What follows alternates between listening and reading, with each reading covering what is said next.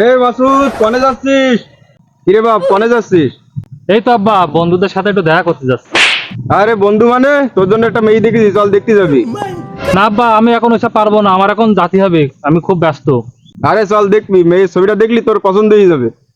আরে আব্বা ছাড়ো দিনই, আমার এখন ওইসব কোনো ইচ্ছা নেই।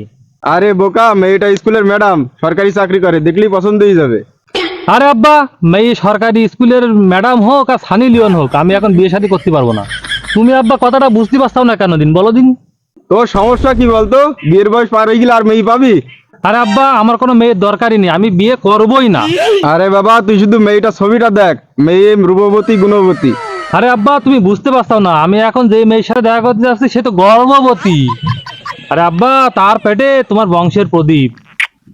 বাবা এদিকে আয়। আব্বা, আমি তো জানি না কি দিয়ে কি হয়ে গেল, ডাক্তারে ভুল রিপোর্ট দিলে কিনা। আর শুয়োর লটর বটর করে এখন সাধু সাজছিস? দাঁড়া আছে।